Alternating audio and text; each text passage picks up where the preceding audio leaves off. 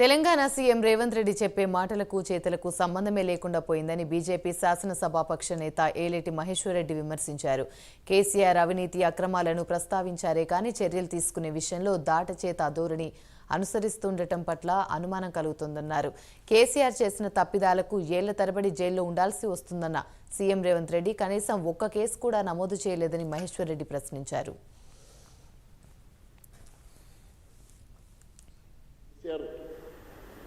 అంశంలో కూడా ఈ ప్రభుత్వం టీఆర్ఎస్ కాంగ్రెస్ ఒకటే అన్న సంగతి మరొకసారి స్పష్టం చేస్తూ ఉన్నది.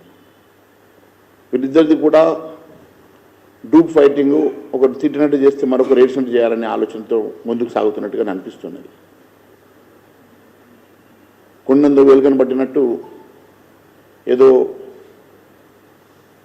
చిన్న కేసులతోటి పెద్ద అంశాలను పక్కదో పట్టించేటువంటి ప్రయత్నం జరుగుతున్నట్టుగా అనిపిస్తున్నది. మరి నిన్న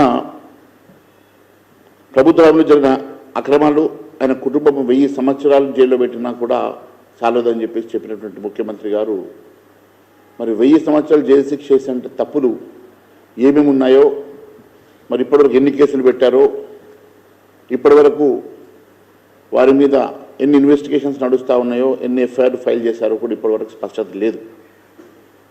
కేవలం సంవత్సరం గడిచినా ఒకసారి జైల్లో పెడతాని, ఒకసారి 1000 సంవత్సరాలు జైలు శిక్ష పడుతుందని మాట్లాడుతున్నటువంటి రేవంత్ రెడ్డి గారు మరి ఏ ఒక్క అంశంలో కూడా ఇప్పటివరకు ఒక సిట్టింగ్ జడ్జితో కానీ సిబిఐ కానీ ఎంక్వైరీస్ ఇవ్వకపోవడం, వారి మీద కేసులు పెట్టకపోవడం వెనుక ఆంతర్యం ఏమున్నది, మరి టీఆర్ఎస్ కాంగ్రెస్ ఒకటే అని మరొకసారి మీరు రుజువు చేసేటువంటి ప్రయత్నం జరుగుతున్నది అనేది చాలా స్పష్టమవుతున్నది. ఇదంతా ఒక మ్యాచ్ ఫిక్సింగ్ లాగానే కనపడతా ఉన్నది.